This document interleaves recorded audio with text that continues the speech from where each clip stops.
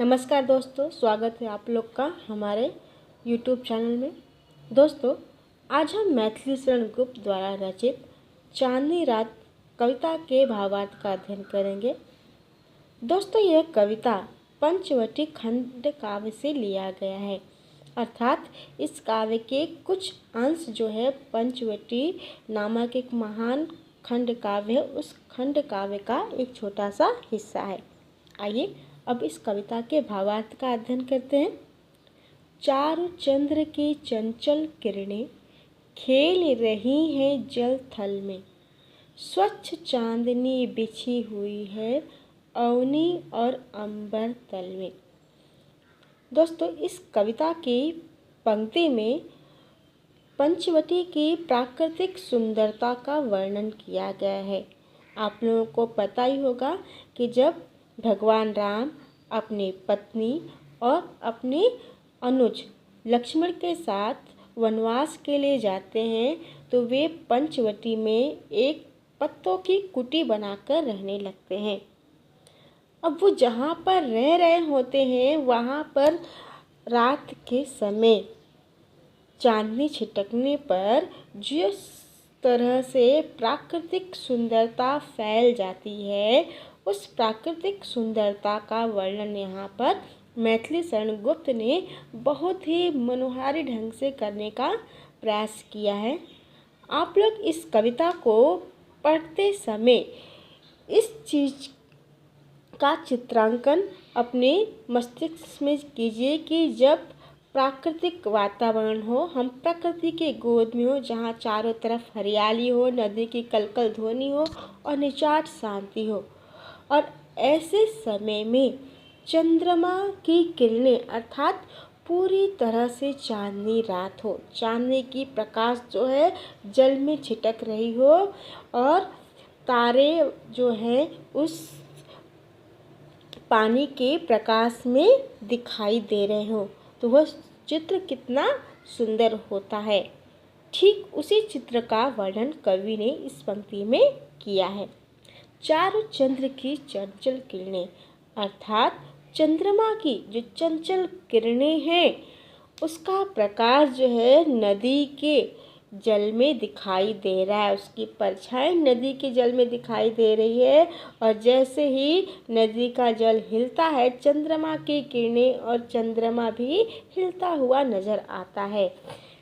स्वच्छ चांदनी बिछी हुई है, चारों तरफ एकदम स्वच्छ साफ चांदनी बिछी हुई है अवनी और अंबर तल में।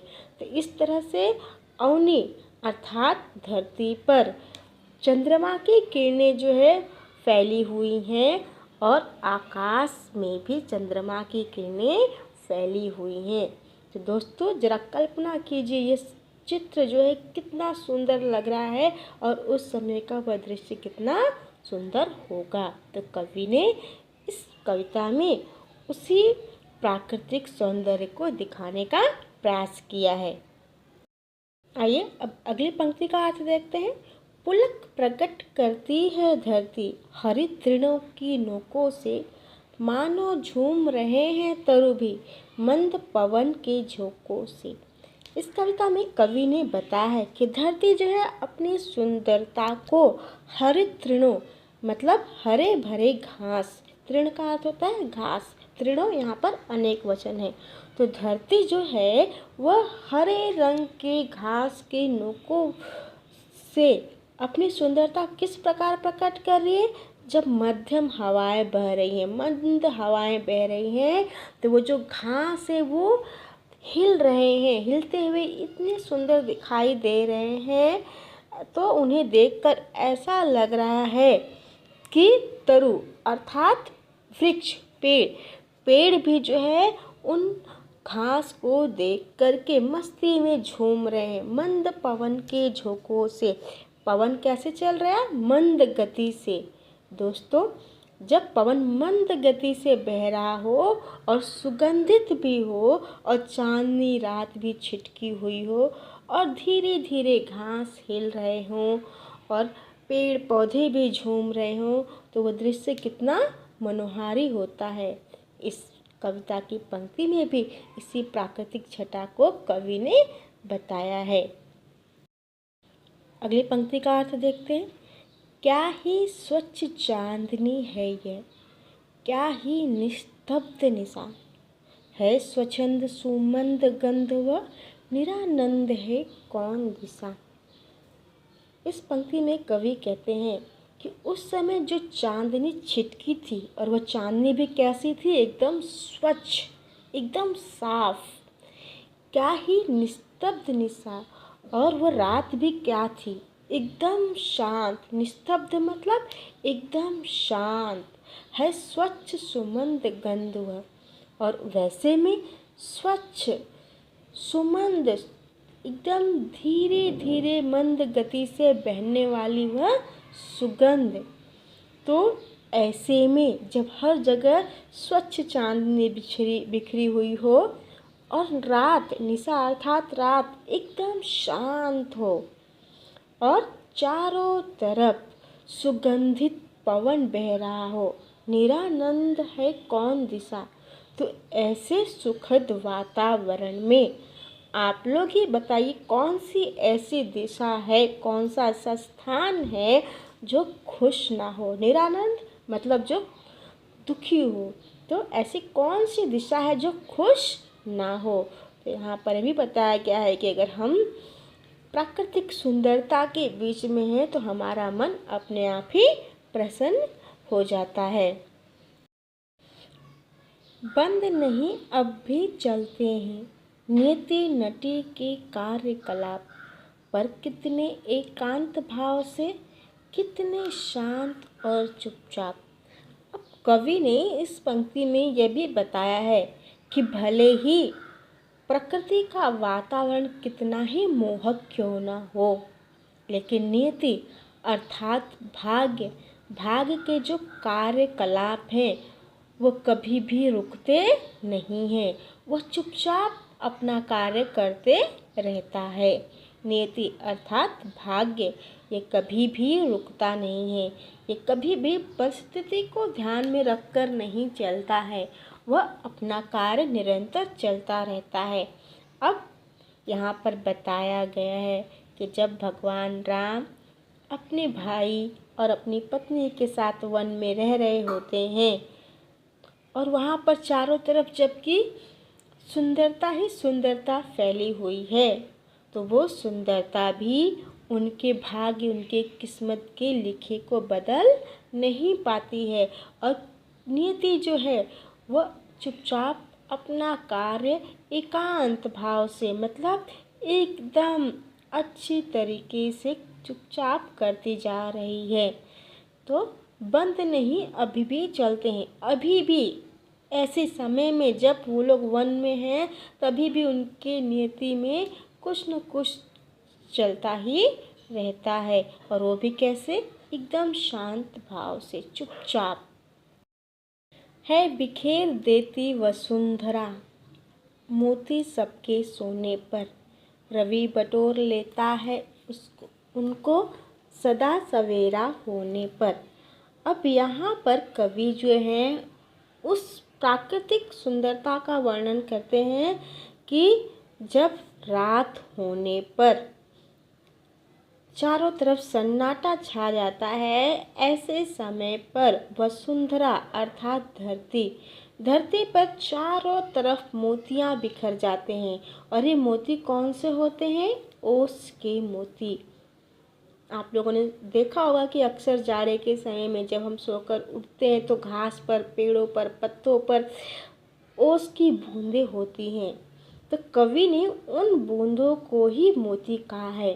तो यहाँ पर कवि कहते हैं कि रात के समय वसुंधरा अर्थात पृथ्वी पर चारों तरफ जो है मोतियाँ बिखर जाते हैं, लेकिन रवि अर्थात सूर्य क्या करता है?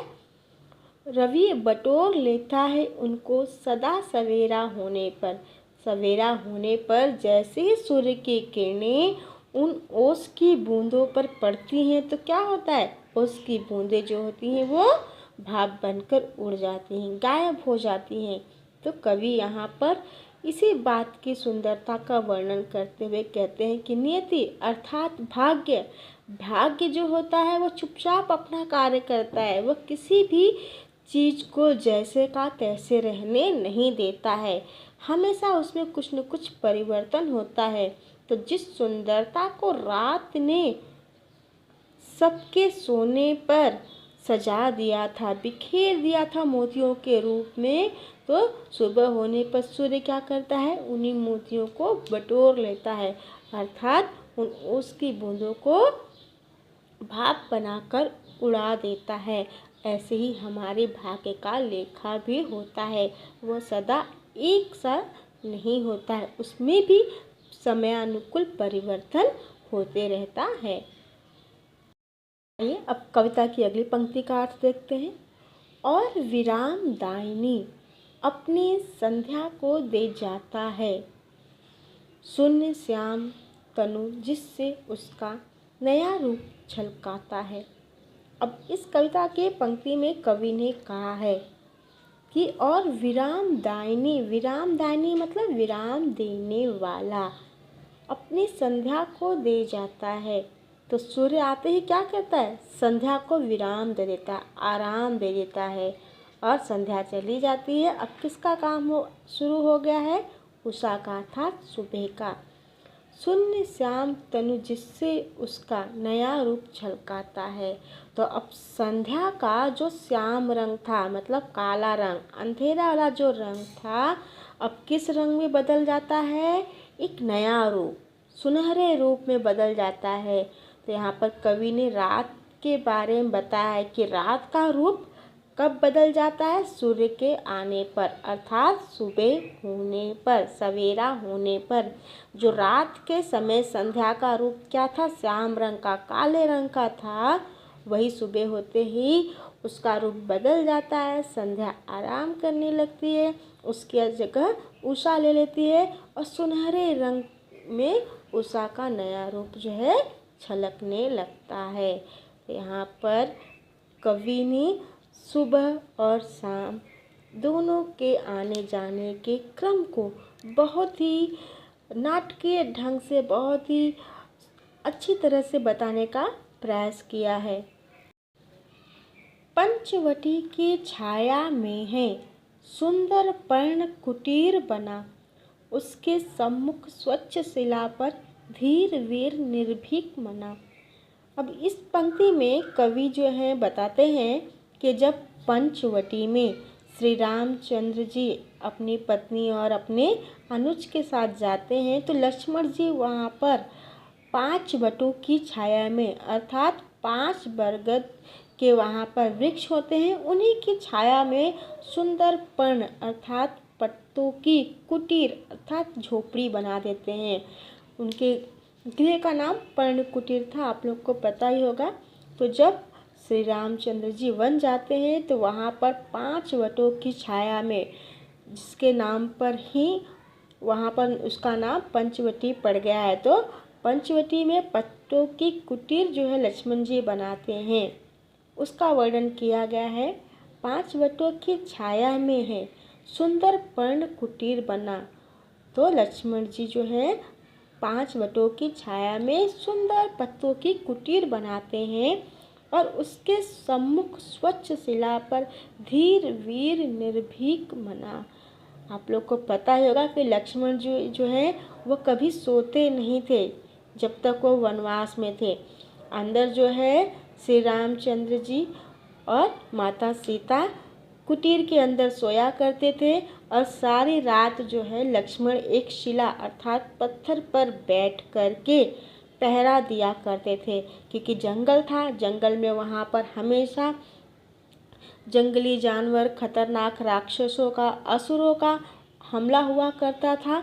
तो उस हमले से बचाने के लक्ष्मण जो है घर के बाहर बैठ करके, एक शिला पर बैठ करके पहरेदारी किया करते थे। धीर वेग निर्भीक मना, जिसके अंदर धीरज है, नींद नहीं आती थी उनको, वीर थे, बहादुर थे, निर्भीक मतलब डरते नहीं थे, निडर थे।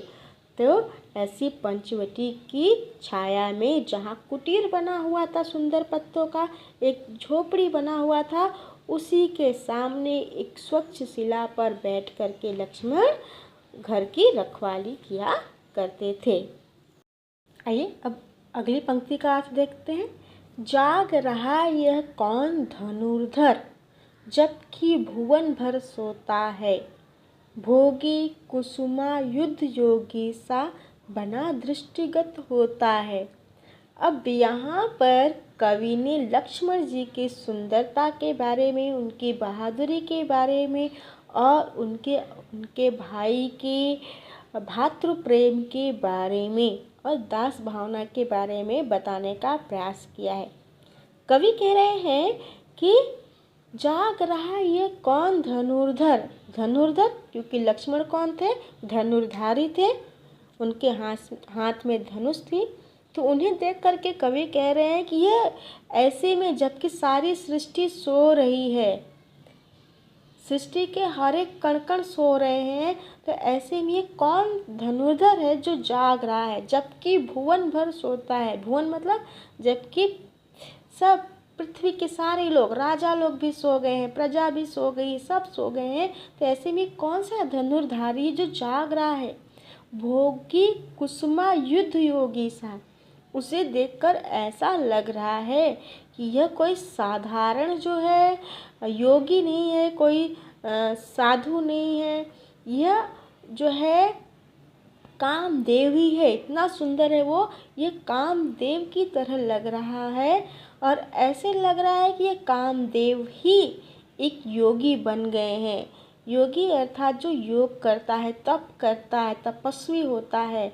तो उन्हें देख करके ऐसे लग रहा है कि यह जो है ये कोई तपस्वी बना हुआ व्यक्ति जो बैठ करके पहरा दे रहा है, यह वास्तव में कामदेव ही हैं। इस पंक्ति के माध्यम से कवि ने लक्ष्मण के जो है दास भावना के बारे में और उनके भ्रातृत्व प्रेम के बारे में बताने का प्रयास किया है कि वह कैसे दृढ़ संकल्पशाली थे कि जबकि सारी सृष्टि सो रही है तब उनकी आंखों में नींद नहीं है, वो सिर्फ बैठे हुए हैं और पहरा दे रहे हैं। ये उनकी कर्तव्य परायणता को भी साबित करता है। तो आज के लिए इतना ही। उम्मीद है आपको मेरा यह वीडियो लाभदायक लगे।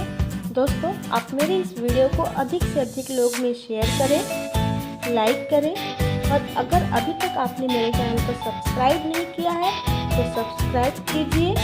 मिलते हैं अगले वीडियो में, तब तक के लिए नमस्कार।